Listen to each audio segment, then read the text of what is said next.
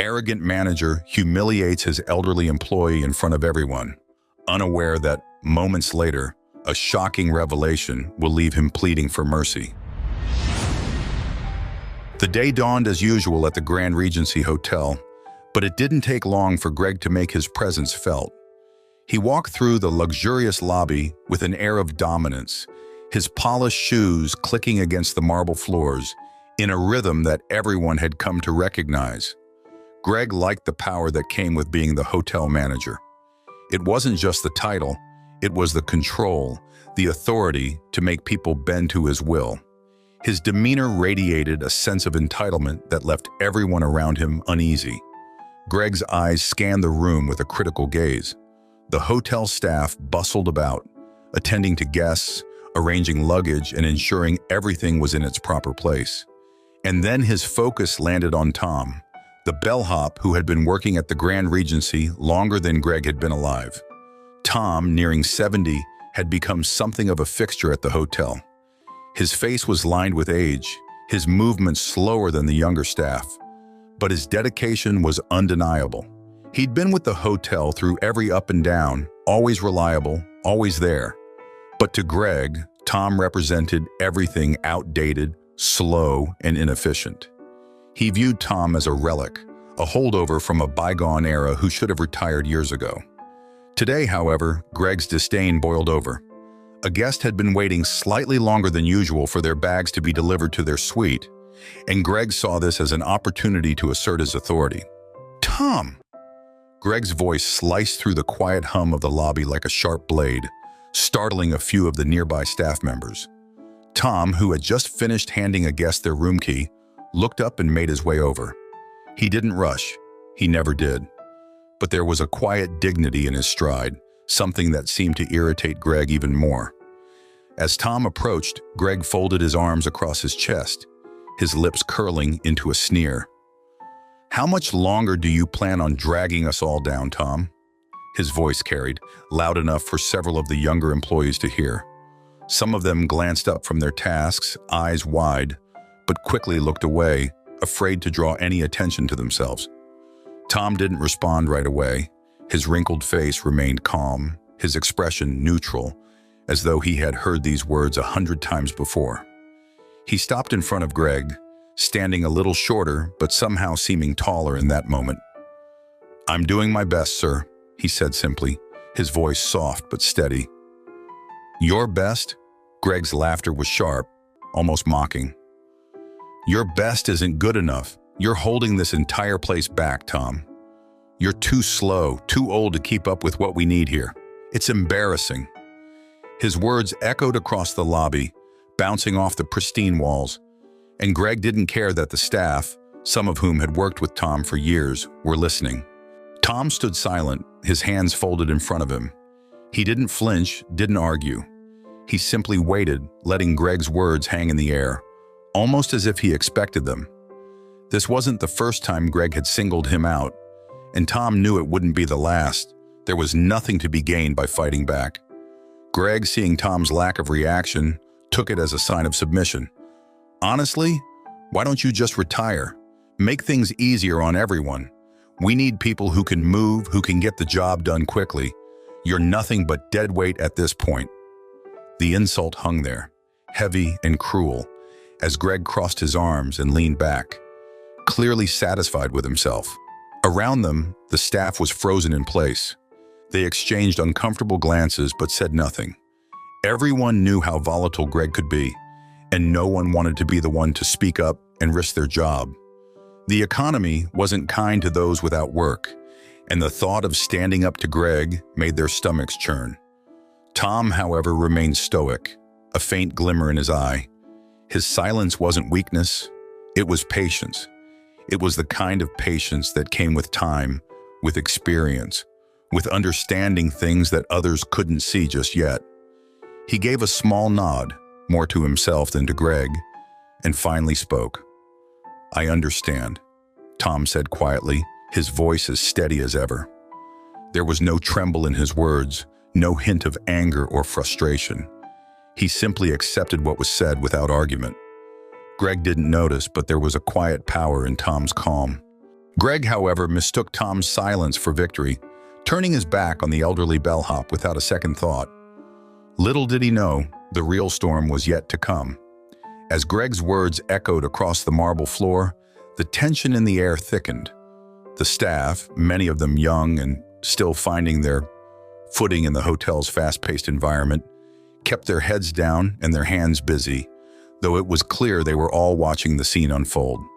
They were uncomfortable, shifting from one foot to the other, their faces betraying a mix of fear and unease. But none of them dared to step forward or say anything. In their hearts, they all respected Tom. He had been a mentor to many of them, quietly teaching the ins and outs of the job without ever drawing attention to himself. There wasn't a single person who didn't appreciate his steady presence. He was the one they could count on when things got tough, the one who knew the hotel better than anyone.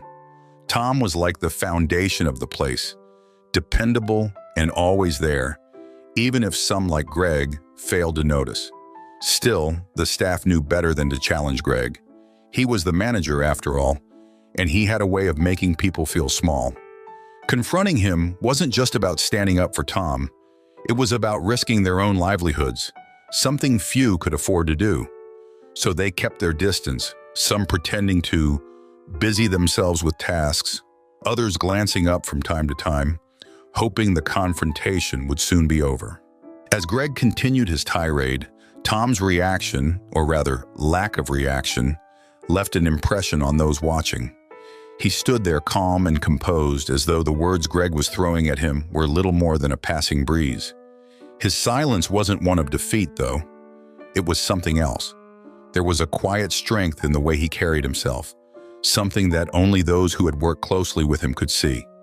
It was as if Tom knew something that Greg didn't, something that gave him peace despite the harsh words being directed his way. A few of the younger staff members exchanged glances, their discomfort growing. Greg's behavior had always been sharp, but today it felt different, crueler, more pointed, and yet no one spoke. Fear kept them rooted to the spot, and they simply watched in silence, wishing there was something they could do, but knowing that stepping in could cost them their jobs. Tom, meanwhile, was as steady as ever. His expression didn't change, and he didn't offer a single word in response to Greg's insults. He didn't need to. Over the years, Tom had learned that responding to anger with more anger did nothing but escalate the situation. Instead, he held firm, his posture straight, his face impassive. In his mind, there were far more important things to worry about than Greg's petty outburst. One of the staff, a young receptionist named Sarah, had just started working at the hotel a few months prior. She admired Tom for his work ethic and the kindness he had shown her during her first weeks on the job. She was horrified by what she was seeing, but like the others, she felt helpless. She could feel the knot in her stomach tightening as Greg's voice grew louder, but she didn't dare move from her spot behind the front desk. Her hands gripped the edge of the counter, knuckles turning white as she listened. There was something strange about the way Tom stood there, Sarah thought. It wasn't resignation. There was something more deliberate in his stillness, something she couldn't quite place. It was almost as if he knew that this confrontation wouldn't last forever, that Greg's words, no matter how sharp, wouldn't change anything important. Tom seemed to be waiting for something, though Sarah had no idea what it could be. The other employees sensed it too, this quiet confidence radiating from Tom. It wasn't something you'd notice right away, especially not in the heat of the moment, but if you looked closely, you could see it. Tom's eyes held a calm that made Greg's anger seem small in comparison. There was a lifetime of experience behind that calm, a history that none of the staff truly knew but could sense in moments like this. Greg, however, didn't notice. Too wrapped up in his own frustration, he failed to see the shift in the room's atmosphere. His words continued to fly, but they felt less powerful now, as though they were starting to lose their edge against Tom's unwavering demeanor. The staff remained silent witnesses, but beneath the surface, something was changing. They weren't sure what it was yet, but they could feel it. Tom's silence wasn't just silence, it was patience. It was control. and somehow it felt like it was Tom, not Greg, who held the real power in the room. Greg's voice rose again, sharp and unrelenting, as if he believed volume alone could cement his authority. He paced in front of Tom like a restless animal, his words becoming harsher, biting into the still air. "Why don't you just retire already, Tom?" Greg sneered, his eyes narrowing. "You're a burden, and we'd all be better off without you dragging us down." His voice echoed across the lobby, loud enough to turn heads, but not one person dared to intervene. For a moment, the hotel lobby felt frozen in time. The usual steady rhythm of guests coming and going seemed to pause as Greg's final insult landed with a sting. The other employees, still caught in their silent observation, exchanged uneasy glances. They had all felt the tension building, and now Greg had crossed a line that even they knew shouldn't have been crossed. Sarah, standing behind the front desk, winced at the sound of Greg's words. She had never seen such blatant disrespect toward anyone, let alone a man like Tom, who had given so much to the hotel. It was as if Greg had become blinded by his own frustrations, lashing out without regard for the impact of his words. She wanted to speak up, to say something, but fear kept her quiet. Fear of Greg, fear of losing her job. So she stayed silent, like everyone else. Tom stood there still calm, his hands resting gently in front of him. He didn't waver, didn't react to the verbal blows being thrown his way. His face remained neutral, his eyes steady as they met Greg's. But for the first time, there was a subtle shift in Tom's expression. It was almost imperceptible, a flicker of something deep behind his calm exterior, a mixture of sadness and, strangely enough, pity. But it wasn't pity for himself. It was pity for Greg. Greg, blinded by his own arrogance, didn't notice the change. To him, Tom's silence was a sign of submission. The more he pushed, the more he believed he was winning, that his authority was being cemented in front of the staff. Greg couldn't see how the room was shifting, how the very people he sought to impress were now looking at him with discomfort, some even with disdain. He had gone too far, and the uneasy silence that followed made it clear. But Greg pressed on, as if doubling down on his mistake would somehow justify it. "You've been here too long, Tom," Greg said, his voice lower now, more pointed. "This hotel needs to move forward, and you're just dead weight." He crossed his arms, his gaze cold, waiting for some kind of response, some acknowledgement that his words had landed. Tom remained silent, his calm composure unbroken. But now his gaze seemed to soften as he looked at Greg. There was no anger in his eyes, no resentment. Instead, there was a depth that spoke of years of experience, of battles fought and won not through confrontation, but through patience and understanding. It was the look of someone who had lived through far worse and had come out the other side with grace. For the first time, Greg's confidence seemed to falter, if only slightly. He had expected more of a reaction, something that would validate his position, his power. But Tom's steady, almost serene presence left Greg feeling unsettled in a way he couldn't explain. The anger that had driven his tirade moments before now felt hollow, as if it had no real target to hit. The staff, too, noticed the change. While Greg had escalated the situation, Tom had done the opposite. His refusal to engage in the confrontation left a strange calm in the room, one that seemed to radiate outward and touch everyone standing nearby. The employees who had once been afraid to even look at Greg were now looking at Tom with a new sense of respect, perhaps even admiration. There was a murmur among the staff, a few whispered words that were quickly silenced. No one dared speak out loud, but the collective feeling was clear. Greg had gone too far this time. They could feel it in the air. Tom didn't have to say anything. His silence spoke louder than any words ever could. Greg, still oblivious to the shift happening around him, let out a frustrated sigh, running a hand through his neatly combed hair. He looked around at the staff, waiting for some kind of validation, but all he was met with were downcast eyes and quiet glances exchanged between his employees. For the first time, Greg felt a flicker of doubt, a crack in the confident facade he had worn so effortlessly. But Tom? Tom remained where he stood, calm, steady, as though the outcome of this confrontation had never been in question. His silence was not defeat, it was power. And as Greg finally stopped talking, the weight of the moment settled over the lobby like a heavy, undeniable truth. The balance of power in the room had shifted, and everyone except Greg seemed to realize it. As the final echoes of Greg's rant faded into the air, the lobby settled into an uneasy silence. Greg stood there, his arms crossed and a self-satisfied smirk lingering on his face, convinced that he had won. To him, this confrontation was over. He had put Tom in his place again, and the staff had seen it, or so he thought. But Tom, still standing in front of him, hadn't moved. There was no visible tension in his posture, no sign of defeat. Instead, Tom reached into the pocket of his worn, neatly pressed uniform with the kind of slow, deliberate movement that only comes with age and experience. The staff, who had been quietly watching, leaned in just slightly, curious but cautious, sensing that something important was about to happen. Out from his coat pocket, Tom pulled a small, weathered envelope. The edges were frayed, the paper yellowed with age, as if it had been handled many times before. Holding it delicately in his hands, Tom unfolded the flap, revealing a letter neatly tucked inside. He moved with the same quiet dignity that had defined his every action for years, even now as Greg looked on with growing impatience. Greg, sensing that this gesture was about to derail his moment of triumph, scoffed, his voice dripping with sarcasm. "What's that, Tom?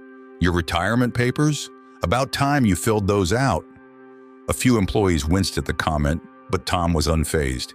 He didn't respond right away. Instead, he took his time, pulling out the folded letter and smoothing it out with care. The staff, now more curious than ever, shifted closer, their attention fully on Tom. There was something about the quiet, almost ceremonial way Tom was handling the letter that made them believe this was no ordinary piece of paper.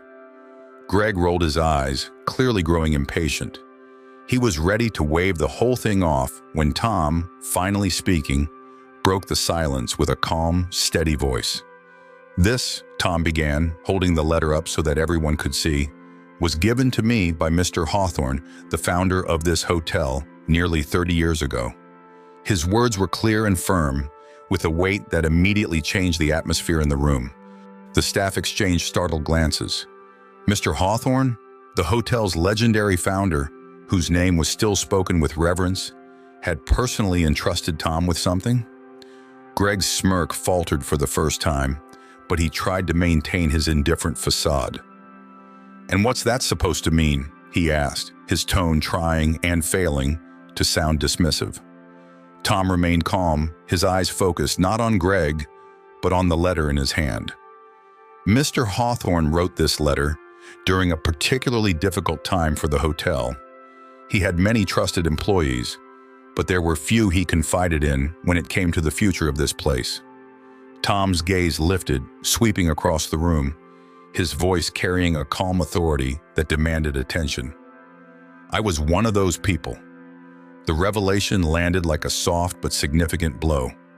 The staff members, who had only ever known Tom as the quiet, dependable bellhop, were stunned. Whispers began to circulate among them, their eyes widening as they processed what they were hearing.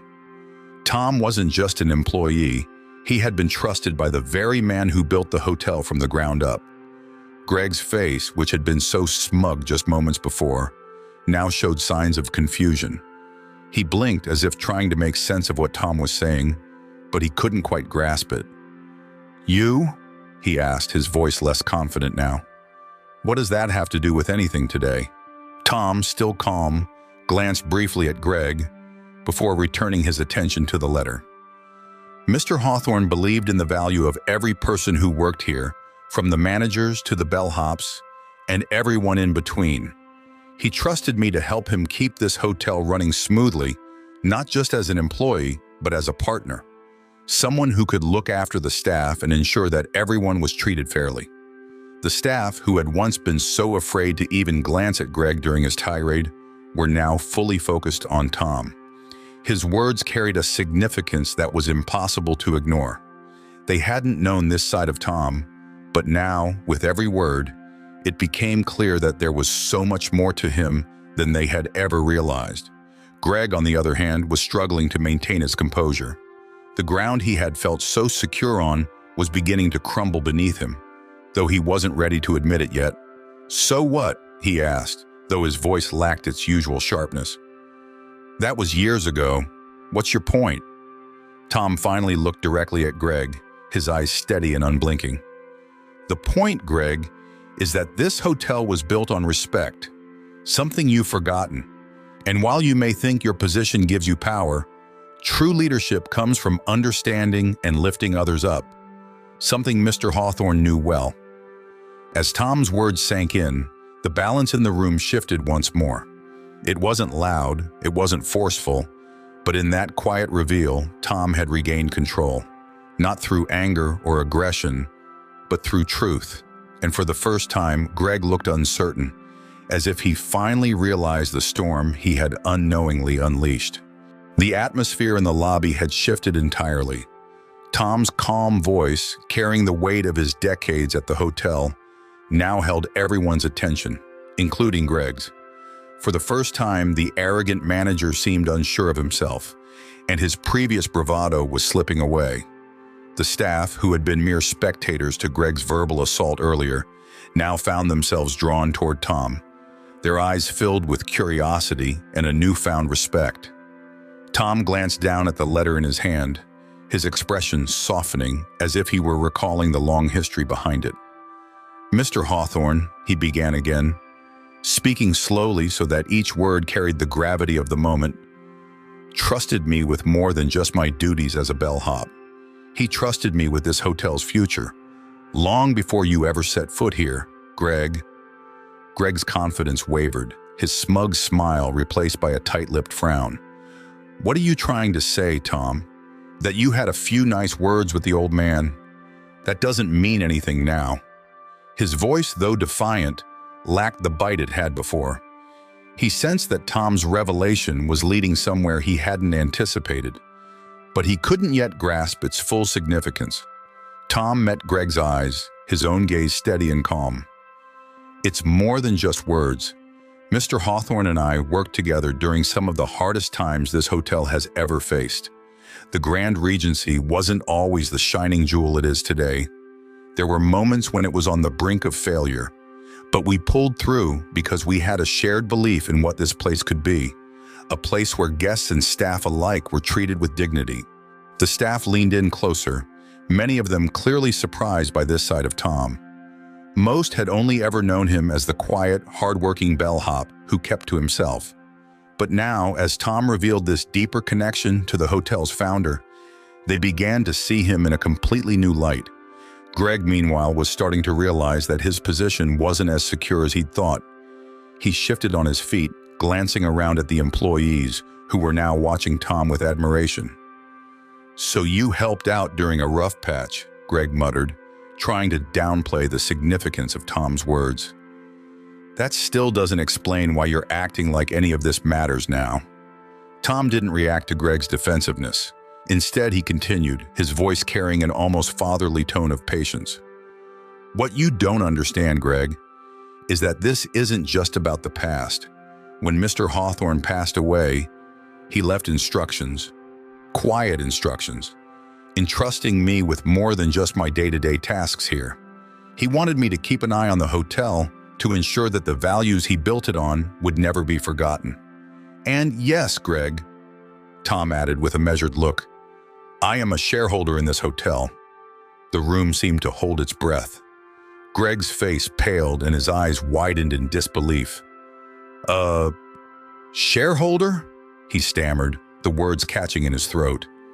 He looked at Tom, then at the letter, then back at Tom, struggling to process what he had just heard.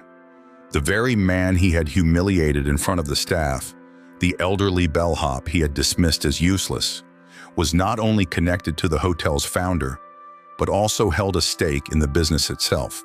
Tom nodded slowly, allowing the weight of his revelation to settle in. Yes, Greg. I've been a part of this hotel's foundation for decades. I didn't boast about it. I didn't use it to my advantage. I've always preferred to let my work speak for itself. But make no mistake, I care deeply about this place and the people who work here. The staff members exchanged astonished glances. It was as if they were seeing Tom for the first time, not just as a colleague, but as someone who had been quietly shaping the hotel's future without ever seeking recognition. There was a newfound respect in the air, and Greg could feel it slipping away from him. The control he had wielded so confidently just moments ago was evaporating, and in its place was a cold realization that Tom held more power than he had ever imagined. Tom's voice softened as he looked at Greg, the disappointment in his tone unmistakable. You see, Greg, this hotel was never about who could shout the loudest or who could command fear. It's always been about respect. Respect for the staff, respect for the guests, and respect for the work we do here. Mr. Hawthorne understood that, and he wanted me to ensure that those values lived on. Greg swallowed hard, his mind racing as he tried to regain his footing. But I'm the manager, he said weakly, as if the title alone would protect him. Tom's gaze didn't waver. A title doesn't make a leader, Greg. Your actions do. And the way you've treated people today, the way you've treated me, this is not what Mr. Hawthorne would have wanted for the Grand Regency. Silence fell over the room again, but this time it was Greg who felt small. Tom's quiet reveal had changed everything, and now it was Greg who stood on uncertain ground, his position at the hotel suddenly far less secure than he had thought. Greg's mind raced as Tom's words settled in the air, each revelation cutting deeper than the last. He could feel the ground beneath him slipping away, his confidence eroding with every passing second.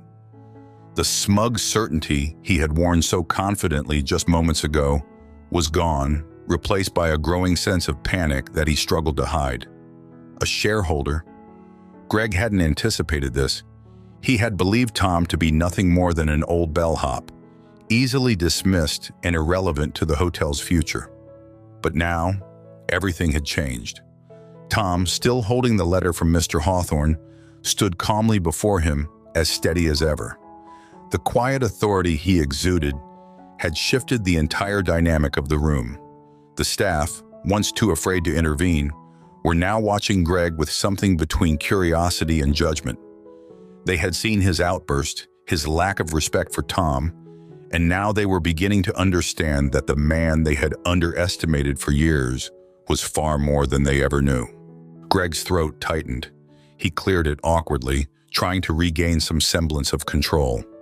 "This is absurd," he muttered, but the words lacked the force they once had.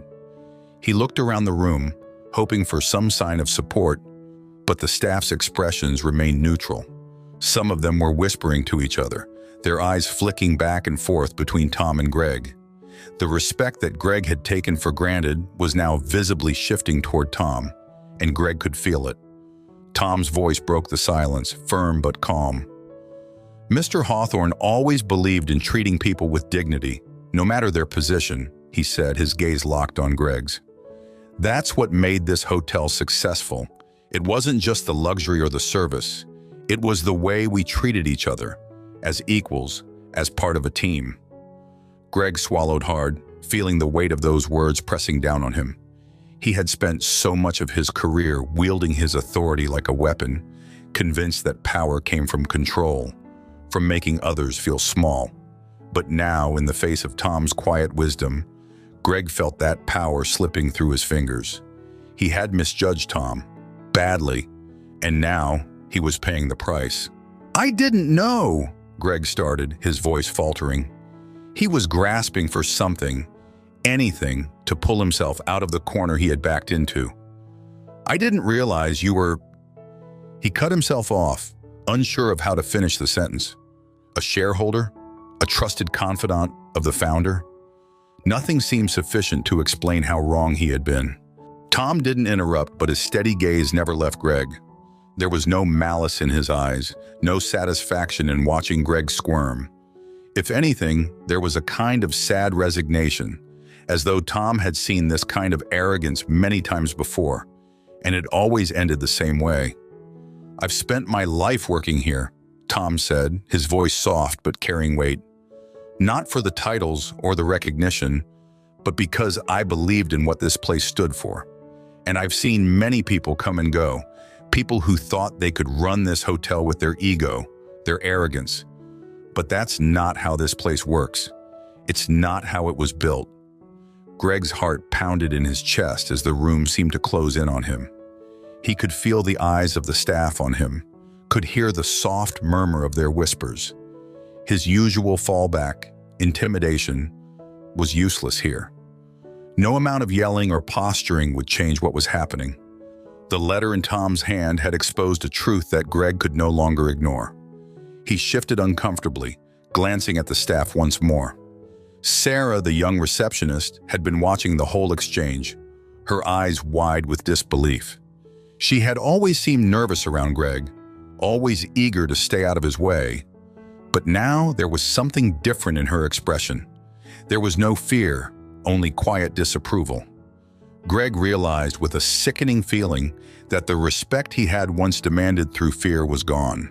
Desperate to regain some control, Greg took a step forward, though it felt less confident than he intended.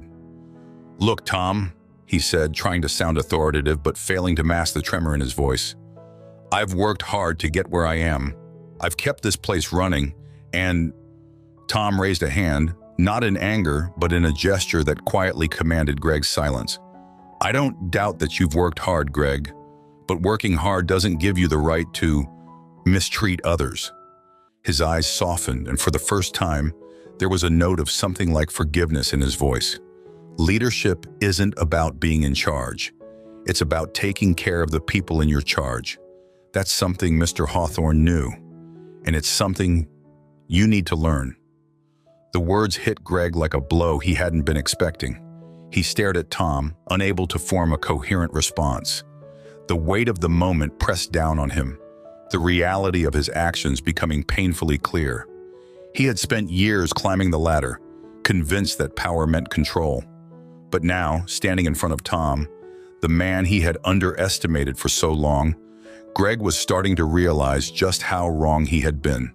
By the time the staff left the lobby that afternoon, word of the confrontation between Greg and Tom had spread throughout the entire hotel. The hushed whispers carried from department to department, and by the next morning, the board members were well aware of what had transpired. It wasn't just that Greg had berated an elderly employee.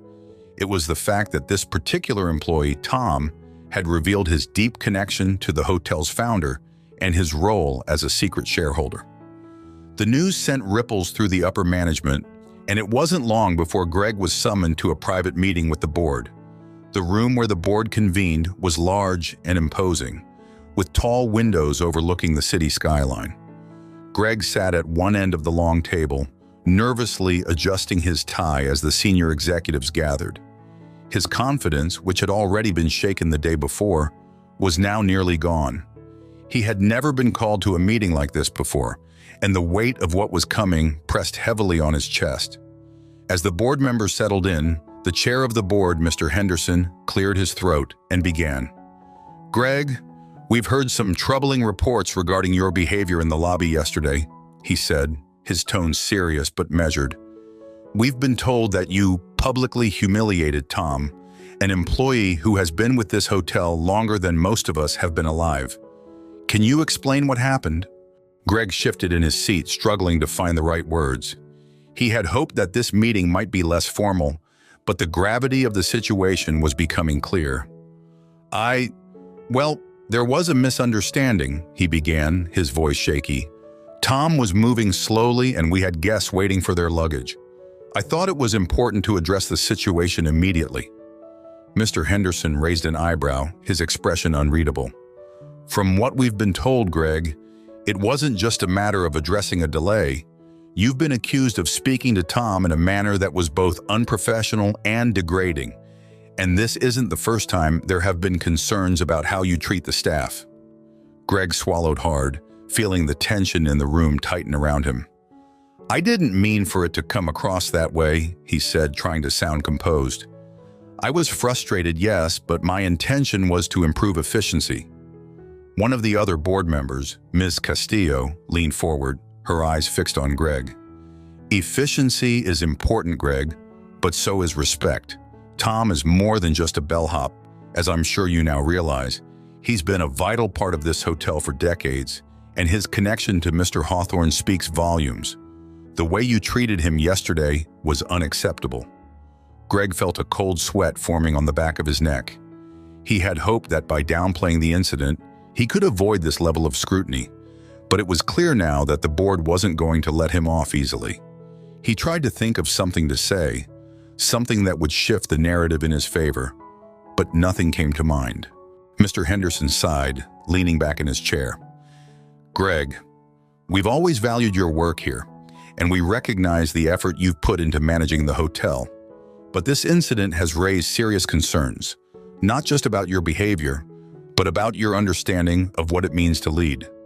Tom's influence at this hotel is considerable, and more than that, he represents the kind of values Mr. Hawthorne built this place on: respect, fairness, and integrity. Greg felt the sting of those words, knowing they were true. He had always thought leadership was about being in control, about making sure things got done his way. But now, sitting in front of the board, he realized just how much he had misunderstood what leadership really meant. Ms. Castillo spoke again, her tone softer but still firm. The staff looks up to you, Greg. Your actions set the tone for how they interact with one another and with the guests. When you treat someone like Tom poorly, it sends a message to everyone else that it's acceptable to behave that way. And that's not the kind of culture we want here.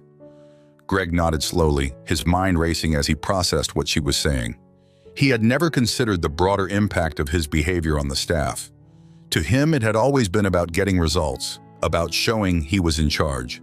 But now he could see that his actions had consequences far beyond what he had imagined. We're not here to dismiss you outright, Mr. Henderson continued, though his tone was grave.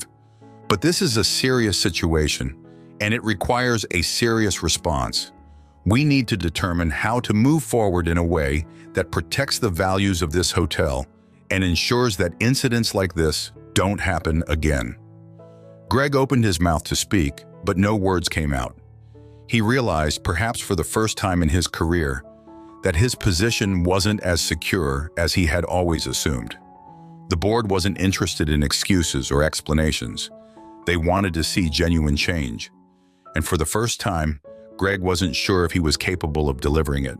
The meeting ended with a decision to continue the investigation and to hold further discussions with Tom, whose influence with the board was now undeniable.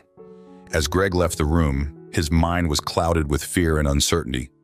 He had thought himself untouchable, but now everything he had worked for was hanging by a thread. Days passed after the meeting with the board, and Greg's world felt like it was crumbling. The normally confident manager, who once strutted through the hotel with a sense of invincibility, now found himself on shaky ground. Every interaction with the staff seemed tinged with hesitation and discomfort.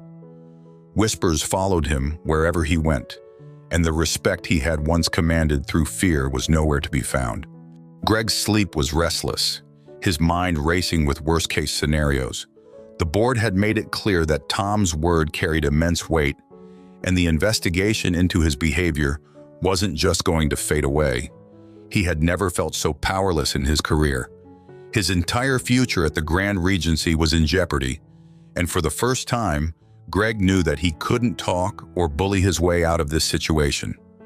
In desperation, Greg realized there was only one person who could help him now: Tom. It was a bitter pill to swallow, but Greg understood that if he wanted any chance of keeping his job, he would have to ask the very man he had humiliated for forgiveness. He had spent years treating Tom with disdain, never once considering the consequences. But now, with his career on the line, he had no choice but to confront the reality of what he had done. Late in the afternoon, after agonizing over his decision, Greg found Tom in the break room, sitting alone with a cup of tea. Tom seemed as calm and composed as ever, a quiet presence in the otherwise bustling hotel. Greg hesitated at the door, unsure of how to begin. His throat tightened, and for a moment, he considered turning back. But then he reminded himself of what was at stake, took a deep breath, and stepped forward. "Tom," Greg said, his voice lower than usual, lacking its usual sharp edge. Tom looked up, his expression unreadable, as he acknowledged Greg's presence with a simple nod. Greg stood there for a moment, awkwardly shifting his weight from one foot to the other. The words he had rehearsed in his head now seemed inadequate, and he struggled to find the right way to approach the conversation. I wanted to talk to you," he finally managed, his voice betraying his discomfort. Tom didn't respond right away, simply raising an eyebrow as if to say, "Go on." Greg took a seat across from him, his hands fidgeting on the table. The silence between them felt heavy, and Greg could feel the weight of his actions pressing down on him. "Look, Tom," Greg began, his voice strained. "I know I've made mistakes. I've been harsh. I didn't mean to treat you the way I did. I let my frustration get the best of me, and I said things I shouldn't have." He paused, swallowing hard as he tried to keep his emotions in check. "But now, I need your help. The board is looking into everything, and if they decide to let me go, I don't know what I'll do. I don't want to lose my job." Greg's words hung in the air, and for a moment Tom didn't say anything. He sipped his tea calmly, his gaze steady but unreadable. Greg could feel his heart pounding in his chest as he waited for Tom's response, each second stretching out uncomfortably. Finally, after what felt like an eternity, Tom spoke. His voice was calm, but there was a firmness to it that made Greg sit up straighter. "You've hurt a lot of people, Greg, not just me. The staff looks to you for guidance, and what they've seen from you lately, well, it's not what a leader should be." Greg winced, but he nodded. I know that now. I want to change. I need to. Please, Tom, I'm begging you. I can't lose my job." His voice cracked, and for the first time, the desperation in his plea was fully apparent. Tom studied Greg for a long moment, his expression softening slightly as he considered what had just been said. "I believe people can change," Tom said finally, his voice quiet but resolute. "But change doesn't happen overnight, Greg. It's not something you can talk your way through. It takes action. It takes humility." Greg nodded eagerly, leaning forward. "I'll do whatever it takes. I'll attend the leadership training. I'll change the way I interact with the staff. I swear, Tom, I'll make things right." Tom set his cup down gently, his gaze still fixed on Greg.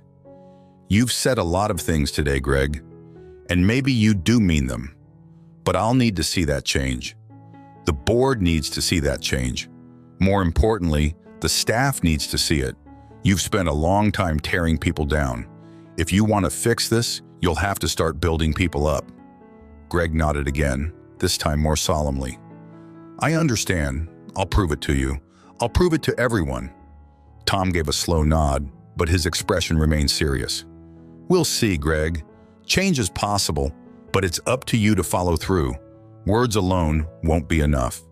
The days following Greg's plea to Tom were filled with uncertainty. Greg had thrown himself into the idea of change, but he knew that words alone weren't enough. The board was still deliberating his future, and he had no choice but to wait for their decision. It was a torturous time for Greg.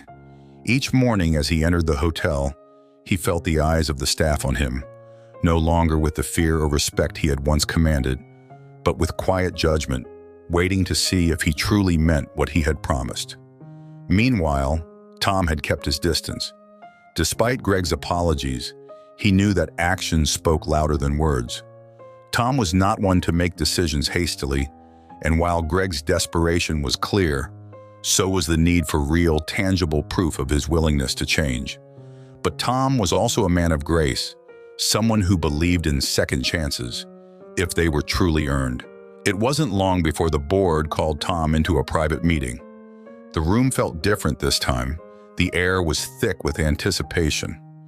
Mr. Henderson and the other board members had already reviewed everything: Greg's behavior, the incident in the lobby, and the long-standing concerns about his management style. Now they wanted to hear directly from Tom, whose influence had grown significantly since his quiet reveal. Tom sat down at the table, his expression calm but thoughtful. Mr. Henderson spoke first. "Tom, we appreciate you coming in today. We've spent the past few days going over everything, and I think it's clear that Greg's actions have caused a lot of damage, both to the staff's morale and to the hotel's reputation." Tom nodded slightly, but said nothing yet, waiting for Mr. Henderson to continue. "We're leaning toward dismissing Greg," Mr. Henderson said carefully, watching Tom's reaction. "But before we make our final decision, we wanted to hear your perspective. You've worked closely with Greg for years, and after everything that's happened, we value your insight." The room was quiet as Tom considered his response. He knew that Greg had caused harm, there was no denying that. But Tom also believed that redemption was possible, that people could learn from their mistakes if they truly committed to change. It wasn't an easy decision, but Tom had always valued fairness above all else. After a moment, Tom spoke. "Greg has made mistakes. There's no question about that," he began, his voice steady. "He's caused pain, and he's failed to live up to the values that this hotel was built on. But I also believe that Greg is capable of change if he's given the right opportunity." The board members exchanged glances, surprised by Tom's measured response. Mr. Henderson leaned forward, listening intently. "You believe he deserves another chance?" Tom nodded. "I do, but only under certain conditions. Greg needs to understand that this isn't just a slap on the wrist. If he stays, there must be real consequences and real work put into his transformation. He'll need to attend leadership training, not as a formality, but as a genuine attempt to learn what it means to lead with respect. And there must be accountability moving forward." Ms. Castillo, who had been one of the most vocal critics of Greg's behavior, furrowed her brow. "You really think he can change, Tom? After everything?" Tom met her gaze evenly. "I believe people can change, yes, but only if they're willing to do the hard work. Greg has a lot to make up for, and that won't happen overnight. It will take time, and he will need to prove himself to the staff, to the board, and to himself. But I'm willing to give him that chance." The room fell silent again as the board members absorbed Tom's words. There was something about the calm confidence with which he spoke that made them consider his offer seriously. Mr. Henderson leaned back in his chair, mulling it over. "If we do this, it will be on a trial basis," Mr. Henderson said finally. "Greg will need to meet regularly with the board to review his progress, and any further misconduct will result in immediate dismissal. We can't afford another incident like this, Tom." "I understand," Tom replied, "and I believe Greg will understand too, once he realizes what's truly at stake." The board members exchanged nods, and it was clear that Tom's words had swayed them. They trusted him, not just because of his connection to the hotel's founder, but because of the integrity he had always shown. As the meeting adjourned, Tom left the room with a sense of quiet resolve. He knew that this wouldn't be an easy road for Greg, but he also knew that everyone deserved a chance to make things right. It was up to Greg now, whether he would seize that opportunity or let it slip away. Weeks passed, and the tension that had once dominated the Grand Regency Hotel slowly began to ease. Greg, now operating under strict scrutiny from the board and with the watchful eyes of the staff upon him, started to change. It wasn't an overnight transformation, but bit by bit, Greg began to show signs of the humility and growth that Tom had believed was possible. The leadership training sessions Greg was required to attend forced him to confront parts of himself he had long ignored. He learned about empathy, about how true leadership wasn't rooted in power or control, but in fostering trust and respect. For the first time in his career, Greg began to listen to his staff rather than dictate. He stopped demanding and started asking, seeking input and recognizing the strengths of those around him. Tom, ever patient, observed Greg's efforts from a distance. He didn't intervene much, but when Greg sought his advice, Tom was always there with quiet, steady guidance. Greg had come to understand that the respect Tom commanded wasn't based on a title or position. It was earned through years of treating people with kindness and fairness. That was the real legacy of the hotel's founder, Mr. Hawthorne, and it was what Tom had upheld all along. The staff, once skeptical, began to respond to the changes they saw in Greg. While some were still wary, others noticed his genuine attempts to connect and rebuild relationships. The atmosphere at the hotel lightened. Greg's demeanor was no longer the source of tension in the room, and the employees felt more comfortable in their roles. Slowly but surely, Greg was earning back the trust he had lost. One afternoon, as the lobby bustled with guests and staff alike, Greg approached Tom, who was placing a guest's luggage onto a cart with the same quiet dignity he always had. Greg hesitated for a moment before speaking. "Tom," Greg said, his voice quieter than usual, "I just wanted to say thank you for giving me another chance. I know I didn't deserve it." Tom turned to face him, his eyes warm but serious. "You're doing the hard work, Greg. I'm glad you're starting to see what leadership really means." Greg nodded, the weight of the moment sinking in. "I still have a long way to go, but I'm trying. I'm trying to be better." Tom smiled, just a little, before turning back to his work. "That's all any of us can do. Just keep trying." As Greg walked away, he felt lighter than he had in months. The hotel, once a place of tension and ego, now felt like it was on the path to healing. And though the journey had been difficult, Greg knew that he was becoming the kind of leader he should have been all along. For the first time, the future felt bright, for both him and the Grand Regency Hotel. Thank you so much for watching. If you enjoyed this story, don't forget to like the video and subscribe to our channel. Now, how about another one? To watch another nice story, just click on the video appearing on your screen.